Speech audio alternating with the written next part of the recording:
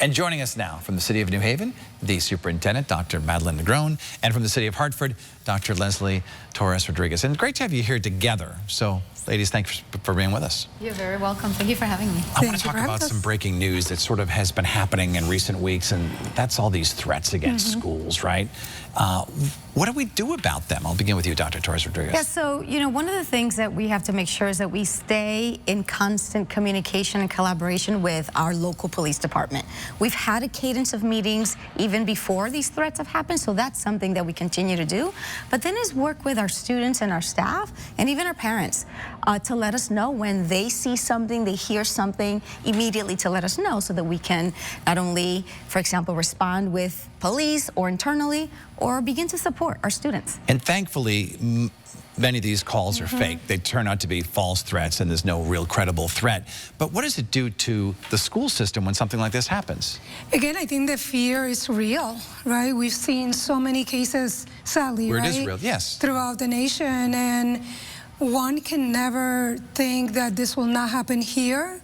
So every threat, we have to fully explore it in collaboration with our police department, but we have to take it very, very seriously.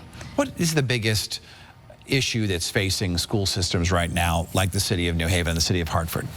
I think for me in New Haven, the biggest challenge right now is related to funding, right? A lot of it is related to funding, especially now with the end of the ARPESR dollars that came in, that we're able to support many of the initiatives that were going on in the district.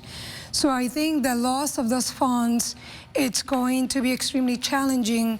Definitely for me, as I just laid out a new plan that I'm calling the Path to Excellence, to be able to fully implement. And in Hartford, too, you've been talking about layoffs. I have. It's difficult because of the crunch. The structural financial challenges we've been working on for quite some time, but most immediate at this moment is our staffing challenges, which I know is impacting, yes, Hartford and others across the state and the country, but special education certified educators is really a pain point, because that means we can't serve our students like we want to, and like they deserve. Are there just not enough kids going into this in college to study it?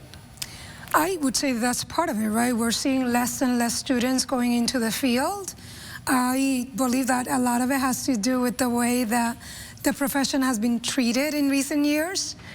It's a stressful job. Right, that's part of it, right? But I think that's why it's important that we begin to do very innovative approaches on how it is that we're going to grow our own. Let's talk about the funding for a little bit. So you want more money from the state? Is that the argument? Yeah, so in Hartford, the challenge is that, the tax base in Hartford is different, right? And so sometimes we have to look at other ways to bring revenue in. And so our costs are not keeping up with the money that's coming in. And so that becomes a challenge because we serve a higher concentration of need, right? Our students have a variety of needs, and so it calls for additional resources. Both Hartford and New Haven are poor cities if we look at the per capita income. How is that a challenge for educating young kids?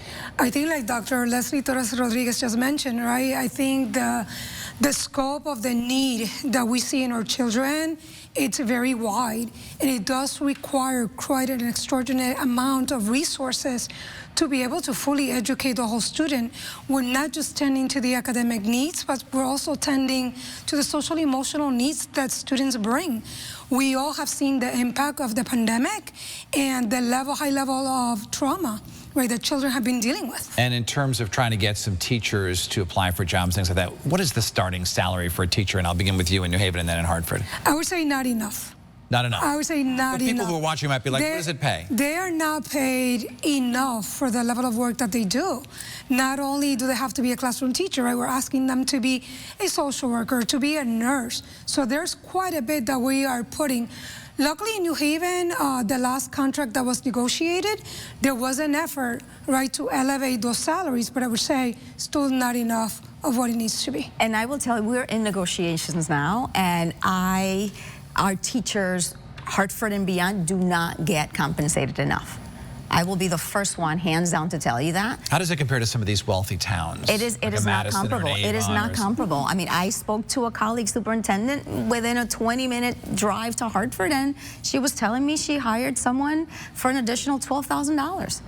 And that's a significant amount for someone that is perhaps in their 4th, 5th year of teaching, someone that's beginning to grow their family. So what can be done about that? Are state lawmakers helping you at all? I have to be very grateful to the New Haven delegation. They have been amazing in the advocacy and looking at ways to support. But I think, again, it's going to require a stronger effort, not only statewide, to be able to close the gap. The gap that exists right now is very real.